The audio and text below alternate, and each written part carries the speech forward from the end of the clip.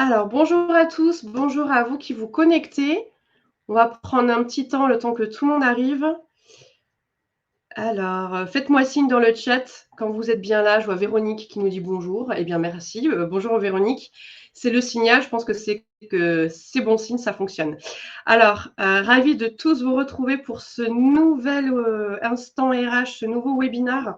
Vous savez, c'est le rendez-vous que l'on vous propose régulièrement avec Culture RH, mon partenaire média, qui est un média RH. Aujourd'hui, on se retrouve pour une toute nouvelle thématique puisqu'on va parler de la manière dont le recrutement peut s'inspirer du marketing digital et c'est un sujet qui, j'espère, vous passionnera. En tout cas, c'est une chance puisqu'aujourd'hui, on se retrouve avec quelqu'un qui est passionné par ce sujet. C'est Pierre Lebery, Business Development représentative pour la solution recrutement Softgarden. Alors, pour vous expliquer un petit peu les grands enjeux qui seront abordés pendant ce webinaire, on va parler notamment de l'état du marché actuel en termes d'emploi, et puis du positionnement des différents protagonistes du sujet, hein, les candidats, les employeurs, la fin du post and pray et comment de nouvelles stratégies peuvent être efficaces pour cette course au talent. Nous parlerons aussi de la manière dont on peut s'inspirer du e-commerce. Et puis, bien évidemment, on est là pour un échange et on vous invite à réagir dans le chat. Sentez-vous libre, sentez-vous à l'aise de rebondir, de poser vos questions. Alors, on essaiera de répondre à vos questions au fur et à mesure. Peut-être même que des réponses vous seront apportées au fur et à mesure des échanges avec Pierre. Et puis, si des questions sont restées sans réponse, eh bien, rassurez-vous, on garde comme toujours un petit temps d'échange à la fin du webinaire pendant lequel on reviendra sur les questions restées en suspens. Donc, je vous souhaite de passer un bon moment avec nous. Dites-moi si tout fonctionne, est-ce que vous m'entendez bien, est-ce que vous nous voyez bien, et puis si c'est tout le monde, si c'est OK pour tout le monde, eh bien, on va se lancer. Je vois des pouces, je vois des tout est OK, c'est que ça fonctionne, c'est qu'on est bon, super. Mais écoutez, pour lancer ce sujet, déjà, je vais remercier Pierre d'être présent, d'être avec nous, parce que c'est un passionné du sujet et il va pouvoir vraiment nous faire bénéficier de son expertise.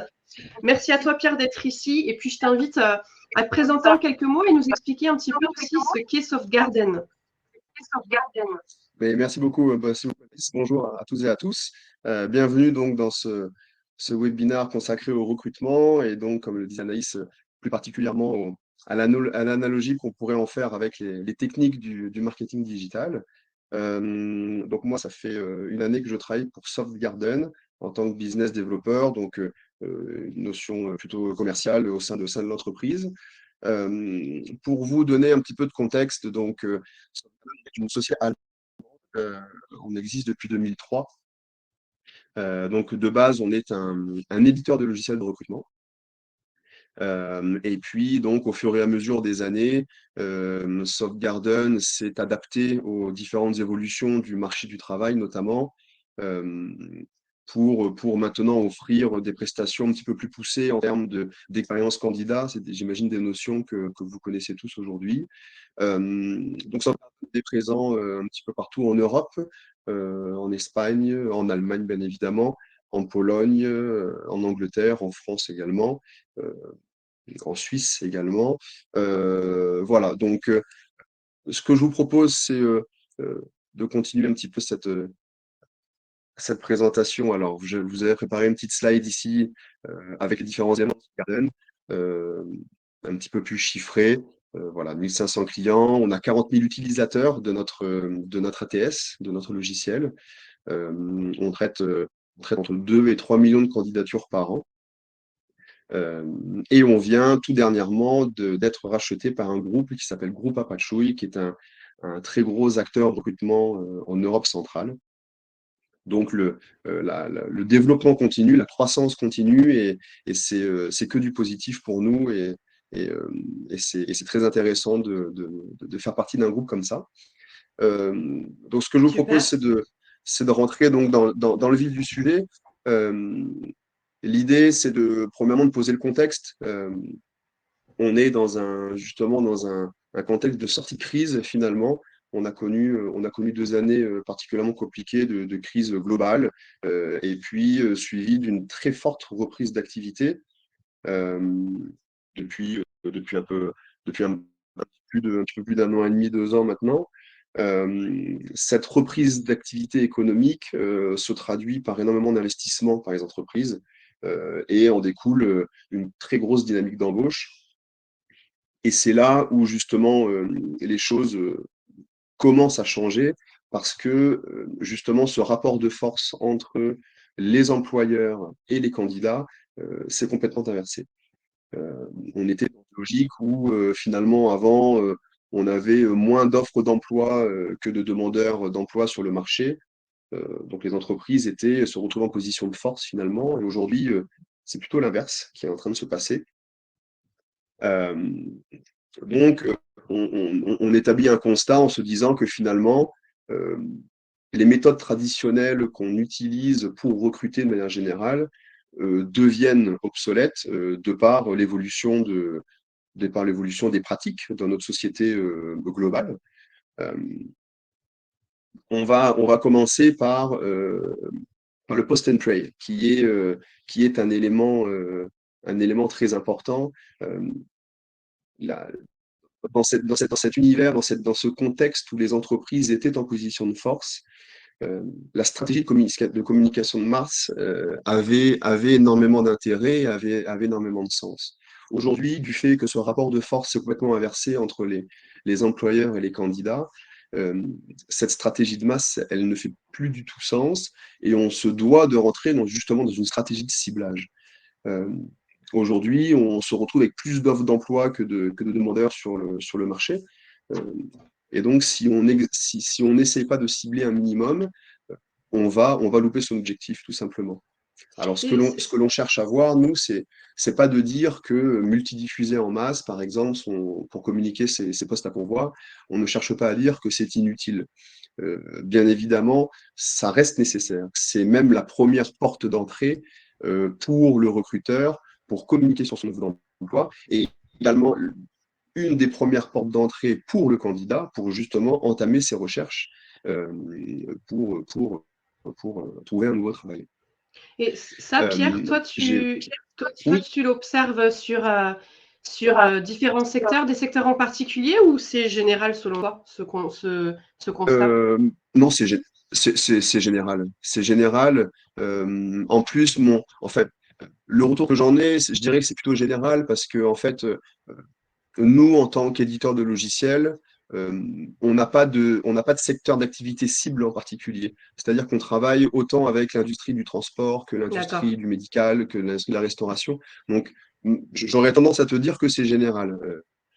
Après, j'ai pas non plus le recul nécessaire pour, voilà, suffisant en tout cas pour, mais je dirais que c'est plutôt général, ouais, tout à fait. Et le Covid aurait boosté cet effet-là, selon toi? Il y a un lien fort avec la pandémie ou pas nécessairement? Par rapport à la multidiffusion de masse, par exemple, tu veux dire? Par rapport au fait que bah, désormais les candidats, enfin le positionnement a été renversé, les candidats vont être désormais acteurs, davantage Tout à fait. acteurs de leur recherche d'emploi et du coup la diffusion en masse ne va plus être aussi efficace. Est-ce que ce changement de comportement côté candidat peut avoir un lien selon toi avec la pandémie qu'on a traversée? Oui, oui, tout à fait. Ça a eu un lien dans le sens où justement cette reprise économique particulièrement forte a créé une dynamique tellement importante qu'on s'est retrouvé avec beaucoup plus d'offres d'emploi sur le marché que de demandeurs d'emploi. Et, et donc, à partir de là, ce rapport de force, parce que le candidat, justement, s'est retrouvé en position de force. Et en accumulation à ça, il y a aussi certaine philosophie qui a évolué, parce que on s'est rendu compte dans certains secteurs que les conditions de travail étaient très compliquées. Je pense notamment à l'hôtellerie-restauration, où on est très saccadé on est très saccadé dans notre vie quotidienne. Euh, donc oui, donc je pense effectivement que le Covid a fait que ça a changé les pratiques. Bon, l'idée, c'est que finalement, pallier à Alors, cette pénurie, en tout cas à ce manque, à rentrer Pierre, avec ça coupe quand tu parles. Je suis désolée, je te coupe, Mais ça coupe quand tu parles. Je pense qu'on a des difficultés. Je ne suis pas la seule à t'entendre. Je vois que dans l'audience, a priori, tu as peut-être un problème de connexion, je pense. Juste pour rebondir sur ce que tu dis, parce que je pense que tout le monde n'a pas entendu, parce que ça coupait. Pierre expliquait qu'effectivement, il y a eu certainement une prise de conscience assez globale côté candidat, sur notamment les attentes, les priorités de chacun. Je pense que ça, c'est un constat. Et dites-nous aussi dans le chat, si vous aussi, vous partagez ce constat. On voit des statistiques très régulièrement qui nous disent que désormais les attentes ont changé, les priorités ne sont plus les mêmes, etc. Donc, dites-nous un peu dans l'audience si vous partagez ce constat, vous aussi. Je serais curieuse de voir ce que vous en pensez. Je vois que ça tapote. Je suis sûre que c'est un sujet qui vous interpelle et dans lequel un constat dans lequel vous vous reconnaissez très certainement.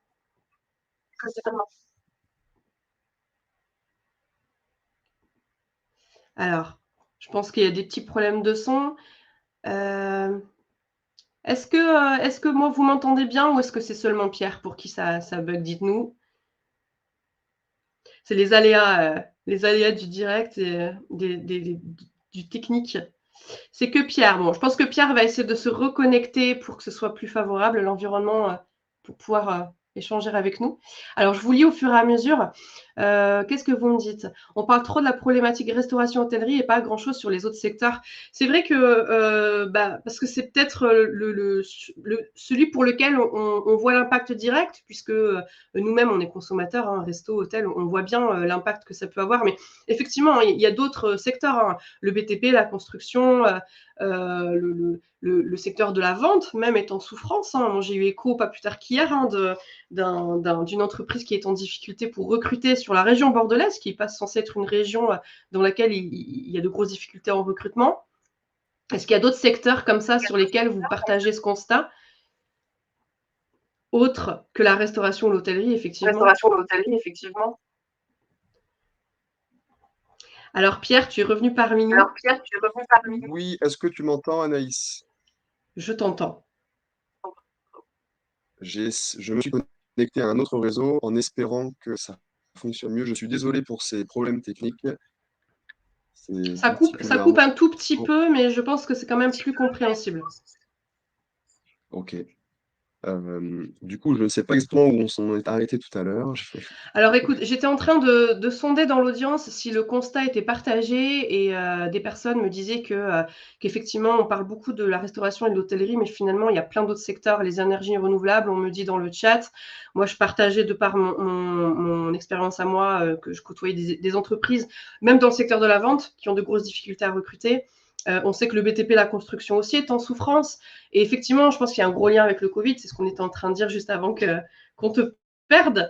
Donc, si tu veux bien reprendre la suite, nous dire un peu, du coup, comment, quel impact sur notre recrutement. Tu parlais de la fin du post and pray, donc je te laisse reprendre la parole. Dis-nous. Merci beaucoup, Anaïs.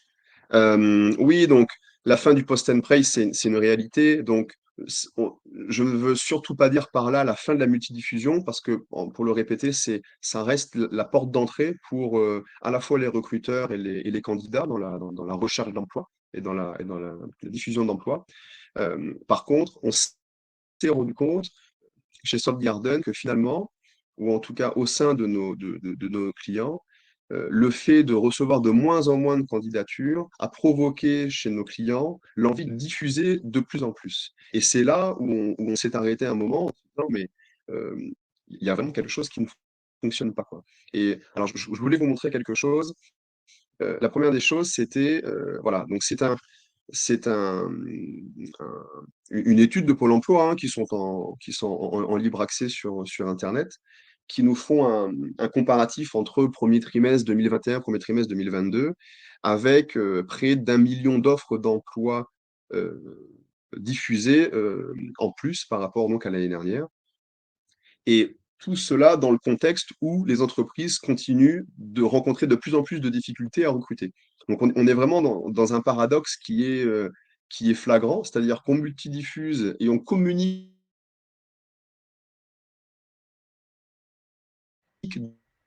de plus en plus sur nos offres d'emploi. Je ne sais pas si vous m'entendez.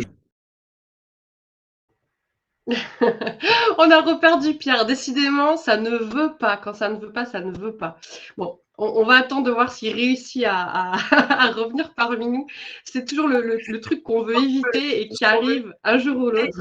À, à recouper, je suis désolé, c'est particulièrement énervant. C'est indépendant de ta volonté, ça peut arriver, Moi, c'est comme ça. On là, s'adapte. pour le coup, pour le coup, j'ai une très bonne connexion là. Actuellement, je me suis reconnecté sur un autre réseau. J'ai fait venir un collègue là pour pouvoir me reconnecter. Ça fonctionne très très bien. Enfin, bon, je suis vraiment désolé de ces coupures. Je vais On continuer s'adapte, ma t'inquiète présentation pas. tant que ça fonctionne. Je te propose qu'on je Bon, te propose qu'on avance du coup sur qu'est-ce que ça change tout concrètement à dans les fait. pratiques en recrutement, tout ça au final. Donc, dans les pratiques en recrutement, donc justement, on se retrouve face à un paradoxe et on essaye de se dire pourquoi continuer à se casser la tête contre le mur, à diffuser ces offres sur énormément de plateformes d'emploi différentes, à dépenser énormément d'argent également, parce que diffuser une offre, un coût global, un coût moyen, pardon, 30 jours de diffusion d'une offre sponsorisée, ça coûte entre 500 et 1 000 euros, voire plus sur certaines plateformes. Euh, donc l'idée, c'est de se dire, changer ces habitudes-là. J'ai d'autres chiffres à vous montrer qui sont là, des chiffres liés à Softgarden Europe, donc basés sur l'ensemble de nos clients. Euh, et donc là, vous avez sur les 2 dernières années la courbe de diffusion d'offres d'emploi de nos clients sur les différentes plateformes d'emploi euh, avec lesquelles on est en interaction partout en Europe. Donc des centaines de plateformes d'emploi. On avait environ 30 à 40 000 diffusions par mois il y a 2 ans, et on se retrouve aujourd'hui, ou en tout cas en début d'année 2022, à plus de 150 000 diffusions par mois. Et du coup, Donc c'est le même l'évolution constat. était. C'est le même C'est constat que exactement tu le même nous constat. avec Pôle emploi, parce que quelqu'un dans Là, le là, chat demande tout à fait. ce que signifie le chiffre Pôle emploi. Exactement. C'est pour souligner qu'il y a beaucoup de diffusion d'offres, d'annonces, quoi. Ça explose. Exactement. On a Ok. observé 980 000 diffusions supplémentaires entre premier trimestre 2021 et premier trimestre 2022. Et nous, au sein de Softgarden, sur la vision européenne, on observe exactement le même constat, comme vous pouvez le voir sur le petit graphique ici. Et en comparaison avec ça, vous avez ici 2 graphiques qui vous montrent l'évolution des retours de candidature. Waouh! Donc, Alors d'un là, côté, c'est on a flagrant. une courbe. Tout à fait. En fait, c'est vraiment très paradoxal. Ici, les chiffres que vous voyez, c'est sur le graphique de gauche en bleu, vous avez donc un client Softgarden qui va diffuser une offre d'emploi sur en moyenne 5 à 6 plateformes, va recevoir, il y a 2 ans, en moyenne 22, 24 candidatures par offre. Comme elle diffusait sur 5 à 7 plateformes, ça lui faisait environ candidatures par plateforme, d'accord? 4 à 5 candidatures par plateforme.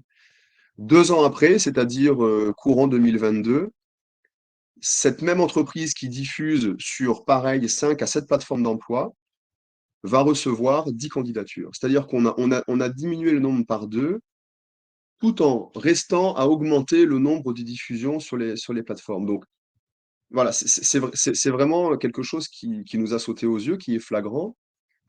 On a la chance de pouvoir, grâce à aux millions de candidatures qu'on gère par an et aux différents clients que l'on a, aux milliers de clients qu'on a, on réalise des études et justement, c'est ce qui nous permet d'obtenir ces feedbacks et ces chiffres dans le but derrière d'améliorer nos fonctionnalités et puis de faire en sorte que tout le monde y gagne. Et, Je et trouve ça donc, trop face à ce bien. constat-là, Justement, Pierre, je trouve ça trop bien que tu nous partages ça parce que tu sais, on en entend beaucoup parler hein, de ces difficultés-là dans le recrutement, mais parfois ça reste quelque chose d'un peu éloigné ou d'abstrait, ou on en entend parler, mais concrètement, on ne sait pas sous nos yeux. Et là, je trouve que c'est hyper parlant, les données que tu nous partages là, c'est vraiment chouette que tu puisses nous montrer ça, parce que là, pour le coup, c'est hyper c'est flagrant et c'est dingue, c'est bouleversement. Et alors, du coup, quel est ouais, non, l'impact sur les pratiques derrière alors? Qu'est-ce qu'il faut faire? Qu'est-ce qu'elles doivent faire ces entreprises?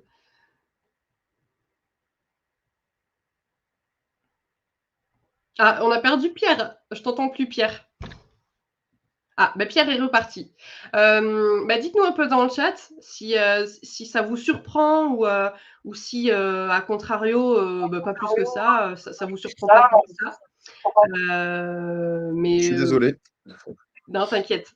C'est hyper parlant en tout cas, et je pense que là, du coup, la question qui brûle les lèvres de tout le monde, ou plutôt les doigts, parce qu'on est sur les claviers, c'est du coup d'avoir des clés de réponse, quoi. Comment ça se passe? Qu'est-ce que peuvent faire maintenant les entreprises? C'est quoi la solution? Donc, l'idée, justement, donc voilà, c'est qu'on est arrivé au temps du changement, c'est de se dire, voilà, le constat est suivant, on ne peut plus continuer dans cette direction-là parce que ça ne fait plus de sens, en tout cas. Euh, Dans un premier temps, c'est de comprendre le comportement des candidats. En fait, il y a une chose qui est très importante dans tout ça, c'est que le candidat, peu importe qu'il soit déjà en poste, qu'il soit en recherche d'emploi, qu'il soit issu de tel ou tel secteur d'activité avec telle ou telle compétence professionnelle, etc., etc., le dénominateur commun de toutes ces personnes-là, c'est qu'ils sont utilisateurs d'Internet.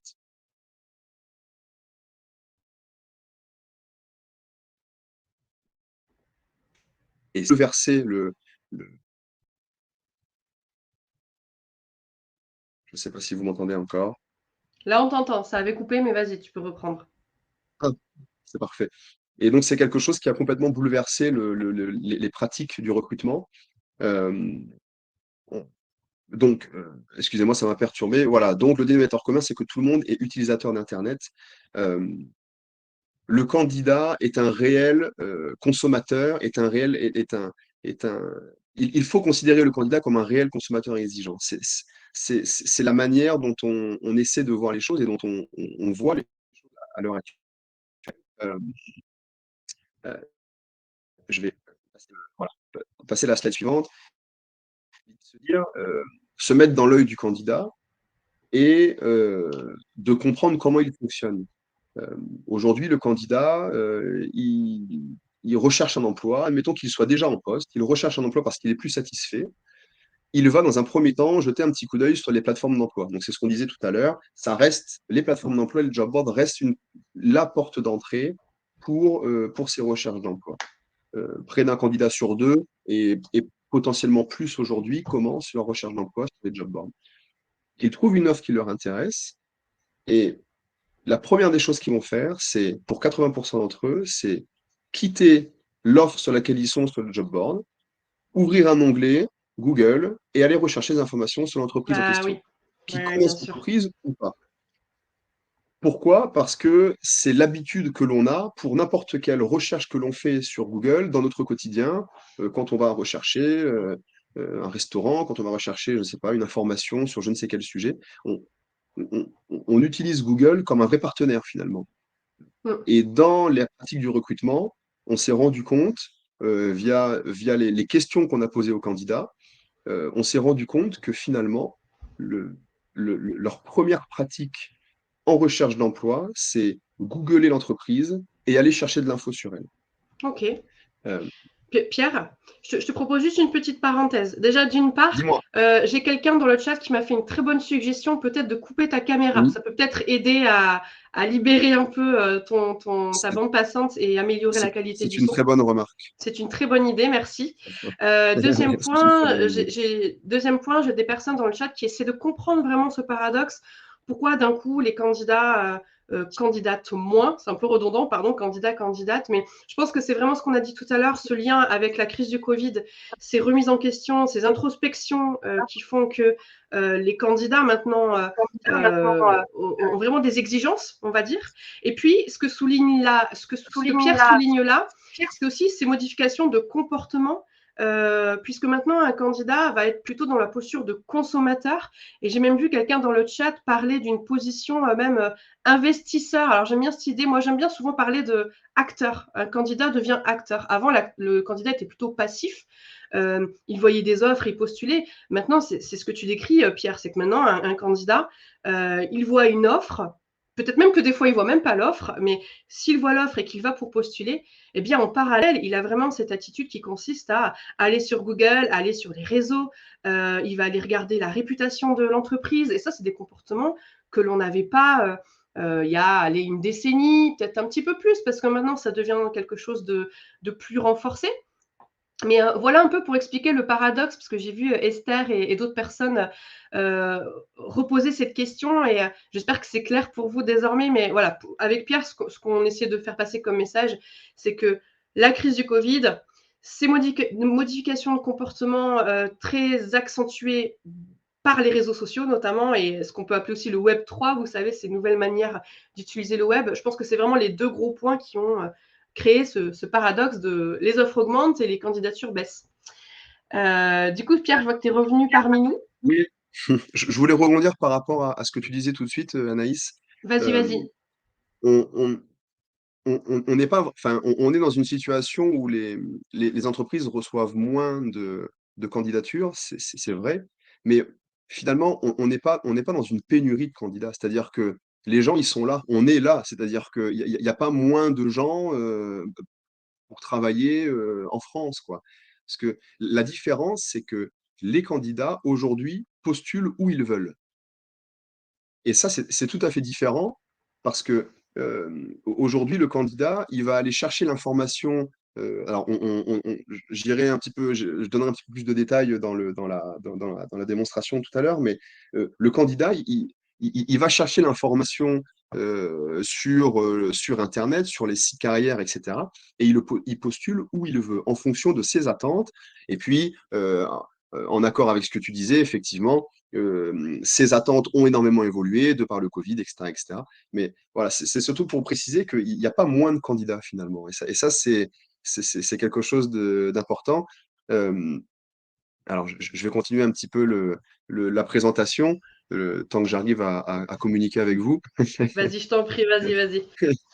Euh, donc, le recruteur est donc face à un nouveau challenge finalement.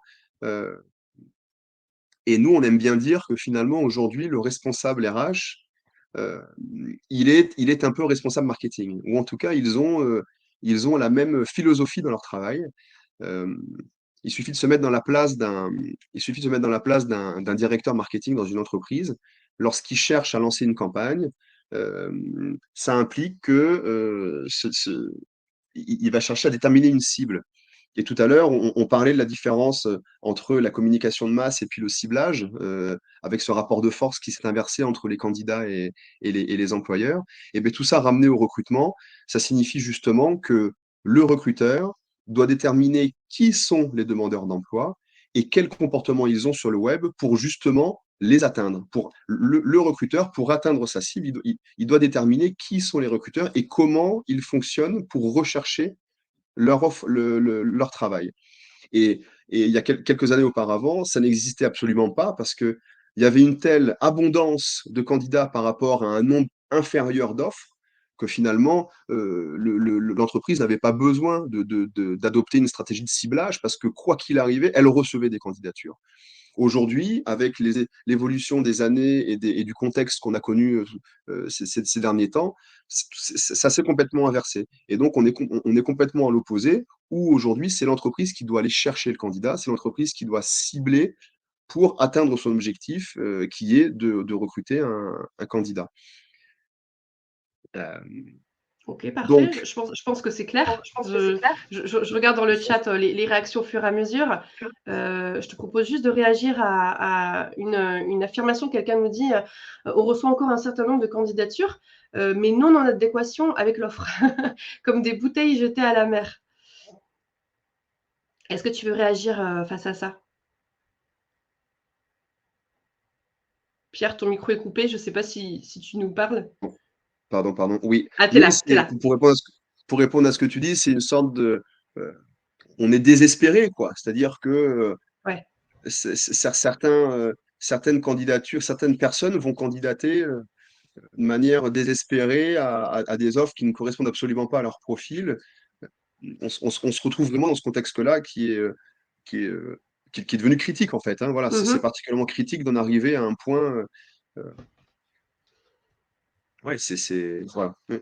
Donc, c'est super intéressant, en tout cas, je trouve, de pouvoir étudier le comportement et de comprendre aussi. Et du coup, ben, je vois que tu es sur la slide méthode. Alors, moi, c'est ce que j'attends avec impatience aussi, que tu nous partages un peu ben, une méthodologie. Qu'est-ce qu'on peut faire? Vas-y, dis-nous tout. Tout à fait. Donc, les différentes méthodes, donc c'est ce que tu présentais tout à l'heure dans l'introduction de ce webinaire, c'est l'analogie qu'on va en faire avec les pratiques du e-commerce. Euh, et donc, ce qu'on trouve, nous, aujourd'hui, pertinent, c'est le constat, c'est 99% des offres d'emploi, et en tout cas du marché de l'emploi se passe sur Internet. Donc, pourquoi ne pas utiliser les techniques du marketing digital et des entreprises de e-commerce pour séduire les candidats?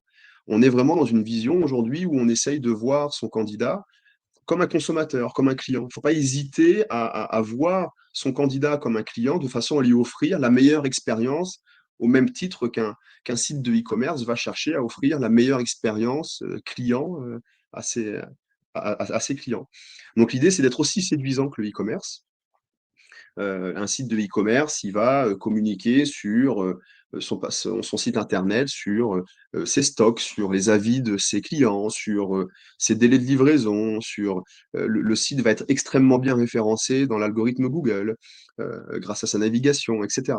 Tout ça dans une logique de conversion. Donc là, on est vraiment dans du jargon de e-marketing, on est vraiment dans du jargon de e-commerce. Et nous, ce qu'on cherche à faire, c'est l'adapter au recrutement. Pourquoi? Parce que le consommateur du e-commerce, c'est également un candidat potentiel.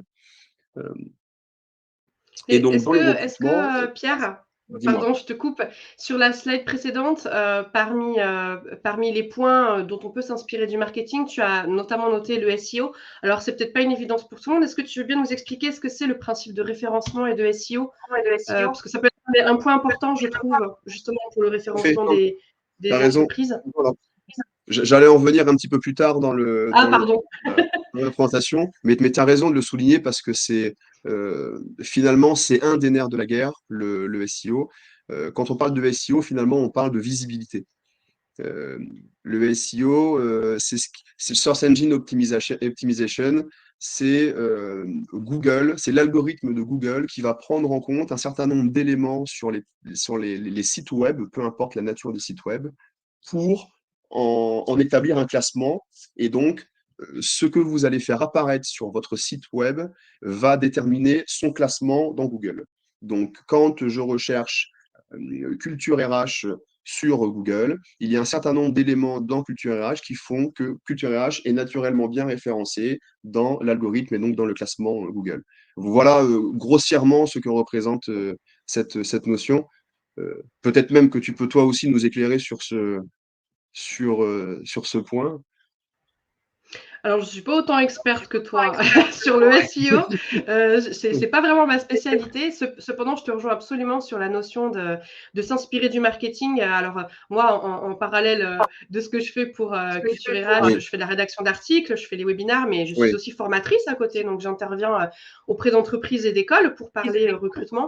Et moi, je fais partie des professionnels du recrutement convaincus qu'effectivement, on a oui, énormément à apprendre dans le marketing pour améliorer nos méthodologies et du coup, tout ça au service de l'humain finalement, de retrouver cette notion qu'on peut perdre tout parfois à et fait. qui est un peu pointée du doigt par les candidats. Je pense que le marketing vient vraiment au service de ça aussi. C'est aussi ça l'intérêt. En fait, il faut se rendre compte qu'il y a pas si longtemps que ça, il y a une vingtaine d'années, les offres d'emploi étaient diffusées sur les journaux, dans la quotidienne régionale, dans la presse nationale. Aujourd'hui, 20-25 ans après, 99% des offres d'emploi sont diffusées sur Internet. Donc, pour aller chercher les candidats, on s'adapte aux pratiques, euh, à, on s'adapte c'est ça, à ces pratiques de e-commerce. Et voilà, c'est pour moi une manière claire, en tout cas, de comprendre comment peuvent réagir les candidats sur Internet. Alors justement, je vais continuer pour faire cette analogie entre le e-marketing et puis le e-commerce et puis le recrutement. Alors là, je vais vous énumérer quelques points, mais bien évidemment, c'est assez limité parce que on n'est pas ensemble toute la journée. Euh, mais on peut commencer par exemple, cette idée de landing page. Donc, sont des pages dédiées, ce sont finalement des pages dédiées en plus de votre site internet, de votre site carrière, qui permettent de cibler une catégorie de personnes avec des différentes spécificités dans leur métier, bien en particulier. C'est-à-dire que, par exemple, vous avez un ingénieur agro qui recherche un métier dans le 06. Cette personne va très probablement taper ingénieur agro 06 sur Google. Et le fait d'avoir des pages dédiées qui sont justement créées pour cette catégorie d'emploi en particulier fait que ce candidat sur Google va automatiquement tomber sur cette page, lui donnant les informations sur mon offre d'emploi et également mon entreprise, avec des liens de redirection peut-être vers mon site internet, etc., etc.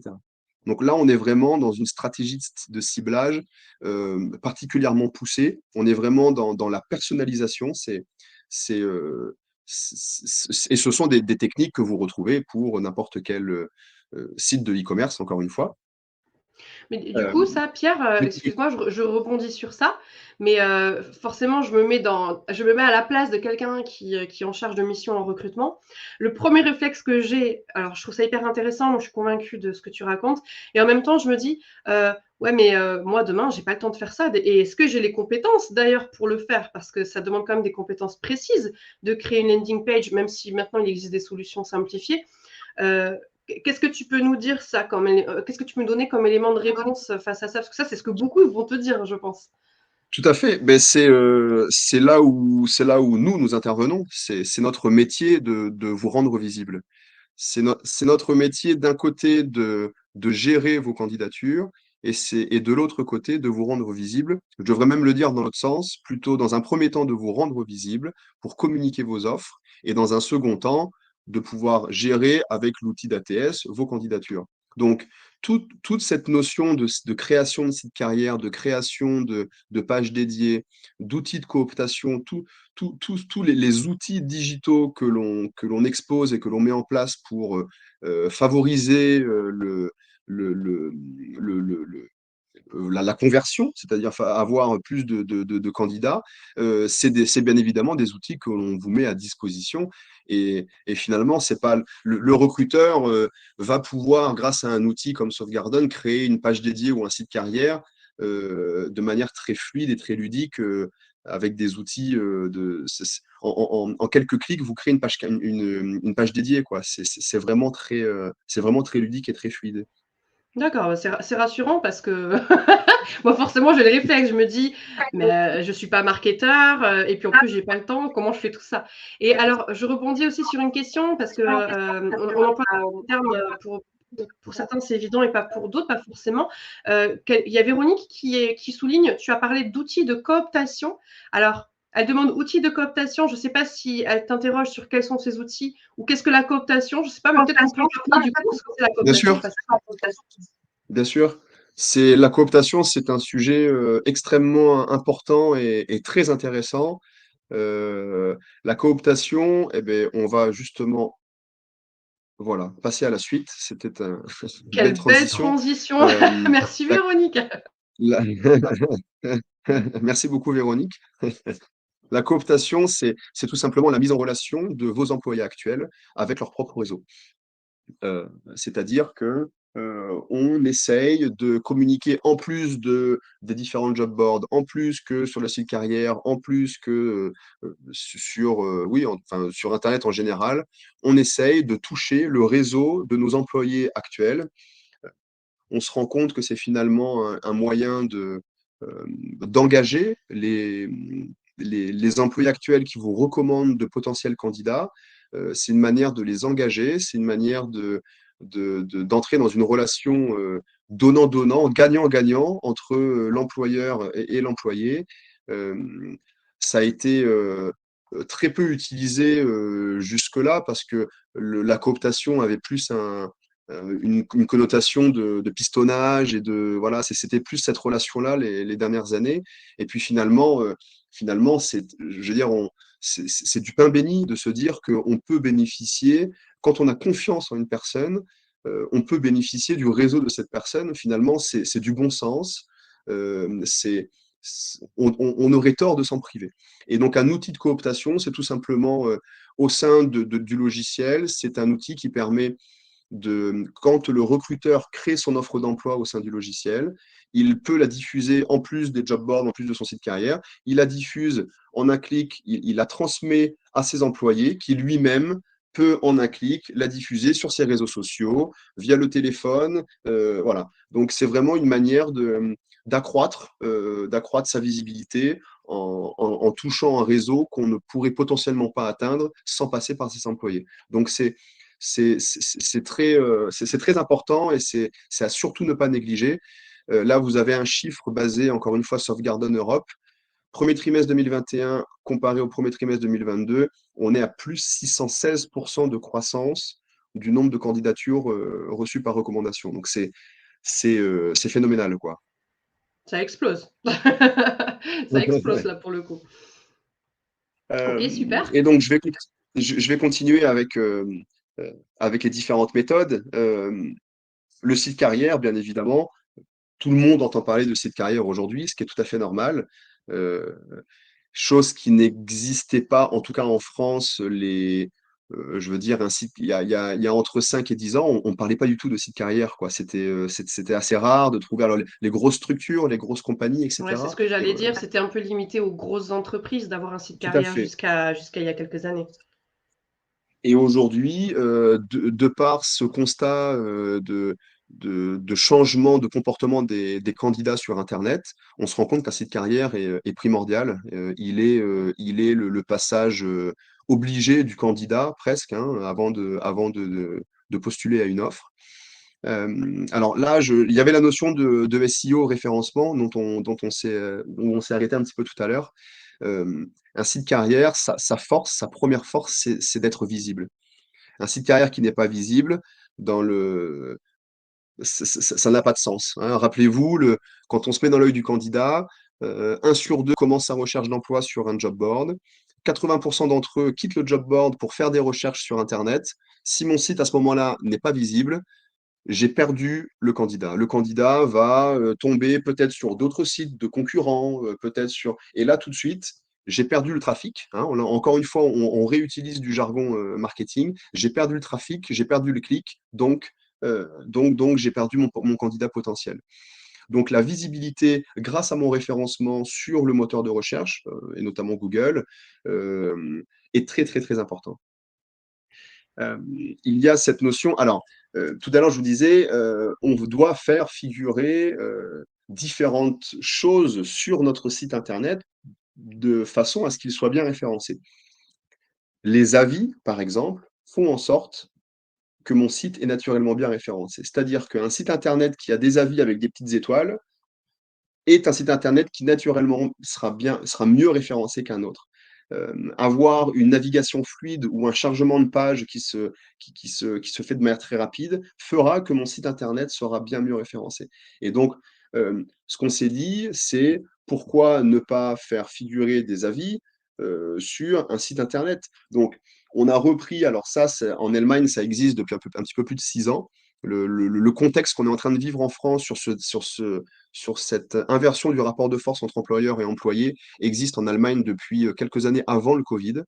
Euh, et donc, ils se sont basés encore une fois ils ont réalisé des études en demandant à nos différents candidats qui utilisaient l'application Softgarden pour postuler pour des offres d'emploi, ce qu'ils préféreraient, ce qu'ils aimeraient avoir ou ce qu'ils aimeraient voir figurer sur ces offres d'emploi ou en tout cas sur les sites carrières des entreprises pour être amenés à plus candidater.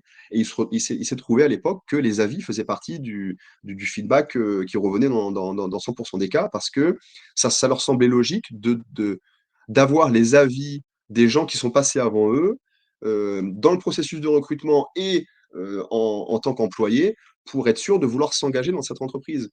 Euh, Prenons un exemple simple. Demain, vous décidez de partir en vacances dans le sud-ouest de la France avec votre famille. Vous allez louer une maison sur Airbnb.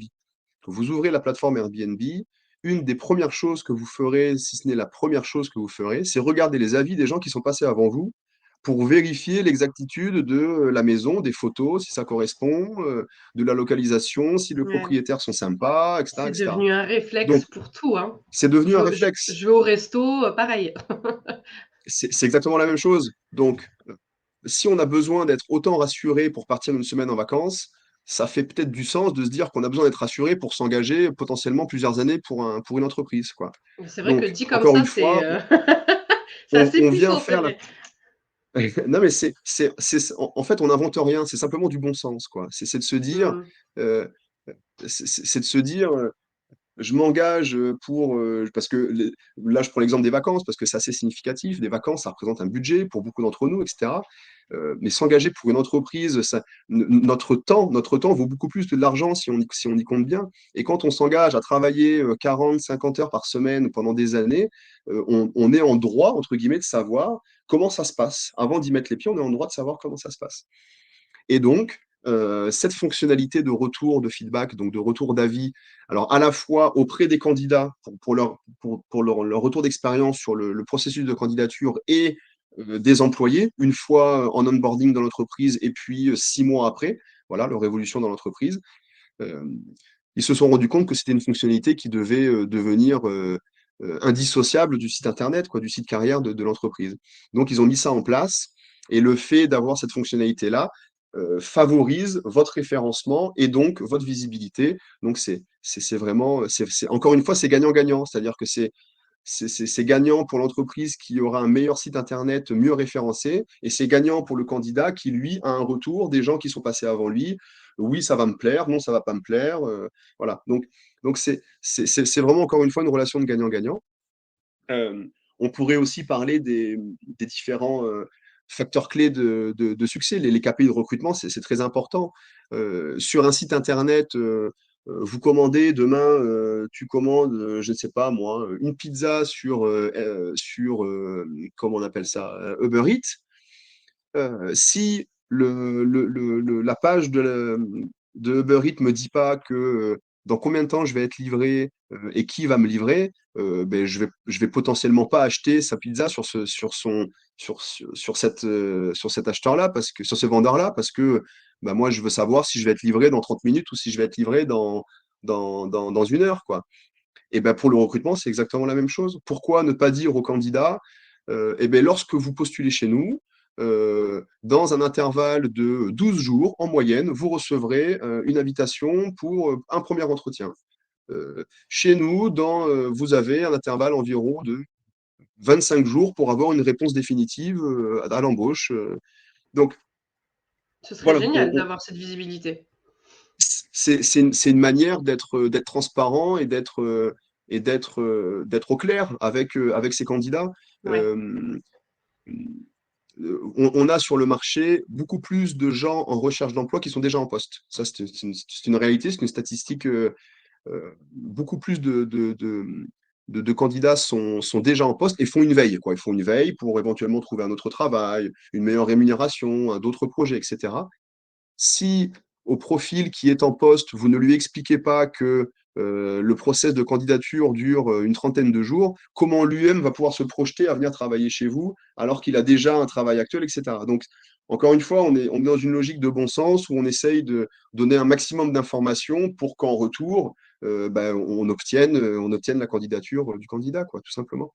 C'est c'est simplement adapter les principes du commerce électronique au recrutement. C'est pas plus Ouais, compliqué que ça. c'est super intéressant. Alors, il y a Romuald qui dit ça existe déjà avec les courriers envoyés par les entreprises lors du dépôt de la candidature.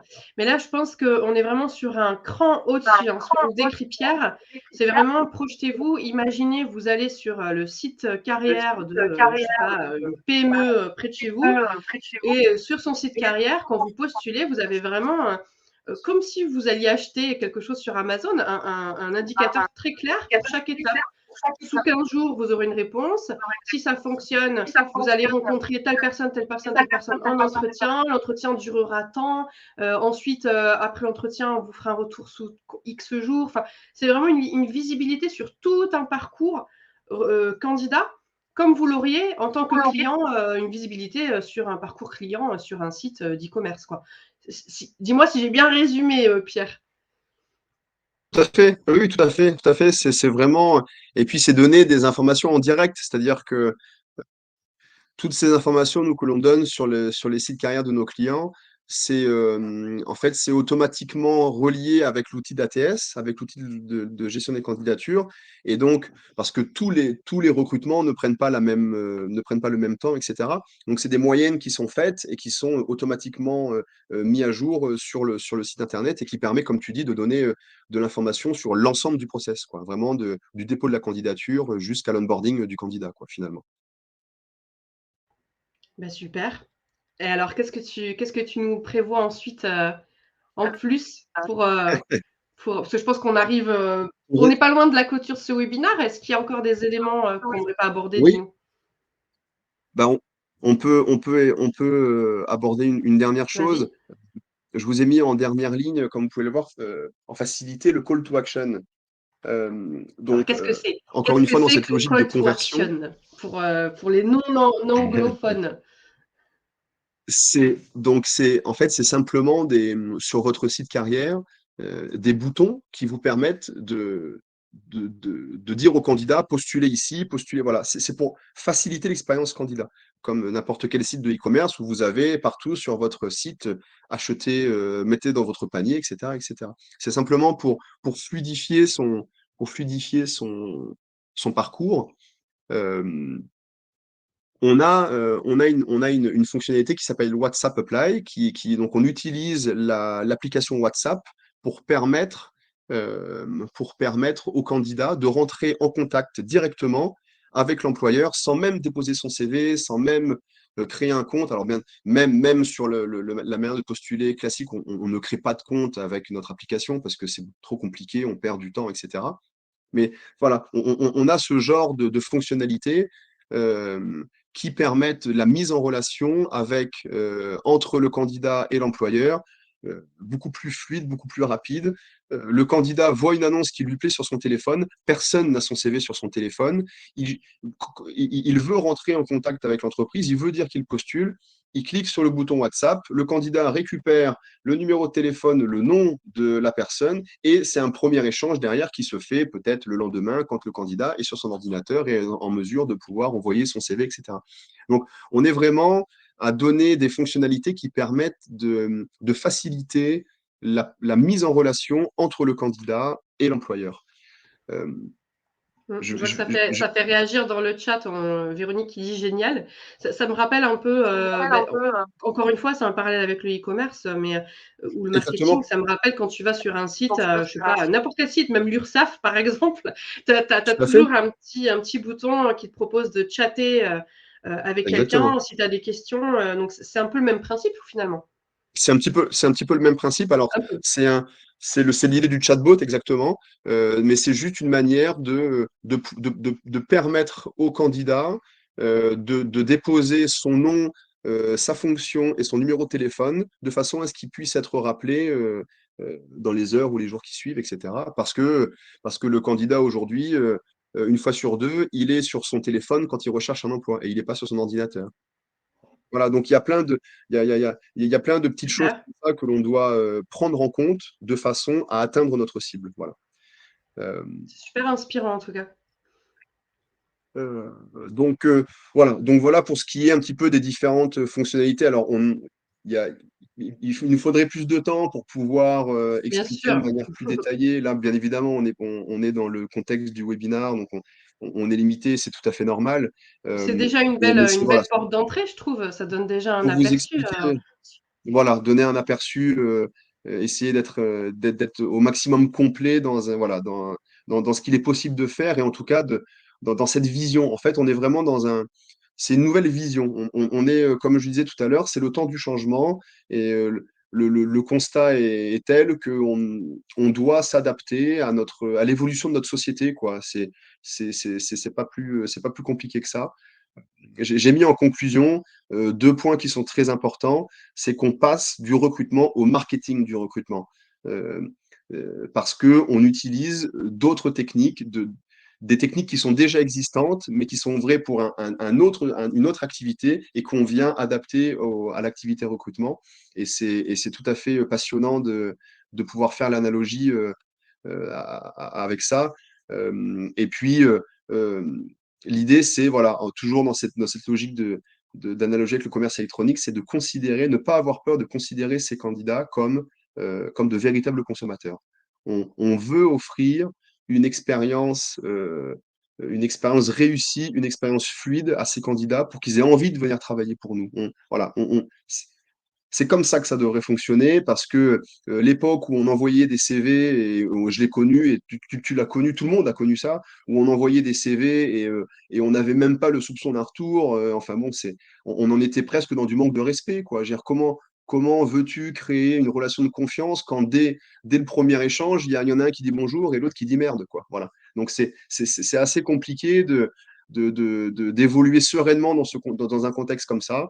Et nous, on pense sincèrement que euh, donner au candidat, lui offrir un parcours qu'il mérite, fera changer les choses. Voilà. Hmm. Bah En écoute, c'est conclusion, super. pour résumer un petit peu tout ça. Je pense que le message est bien passé au vu des réactions. Je pense que tout le monde a bien compris qu'effectivement, ces nouvelles techniques, ces nouveaux outils viennent vraiment au service de cette expérience candidat. Je vais juste reprendre peut-être des questions qui sont restées en suspens, en tout cas de ce que j'ai remarqué, mais en tout cas dans le chat, posez vos questions si d'autres questions sont restées en suspens. Mais j'ai quelqu'un qui demandait, alors on va peut-être pas dire tous les outils, mais quelqu'un m'a demandé quels sont les outils requis pour effectuer un bon recrutement. Alors on va peut-être pas tous les citer, mais est-ce qu'on peut Bien peut-être sûr, évoquer allez, 3 outils vraiment indispensables pour bien faire sûr. un bon recrutement? Ben, le début du bon recrutement, aujourd'hui, je pense, se fait sur la page carrière de l'entreprise. Donc, le premier des outils, moi, je dirais que c'est la page carrière, c'est-à-dire communiquer sur ses offres.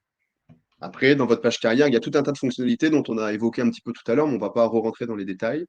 Le Oui. deuxième outil, c'est l'ATS, donc c'est l'outil de gestion de candidature qui permet de recevoir ces candidatures et donc justement de rentrer en contact avec le candidat de manière directe, plus personnelle.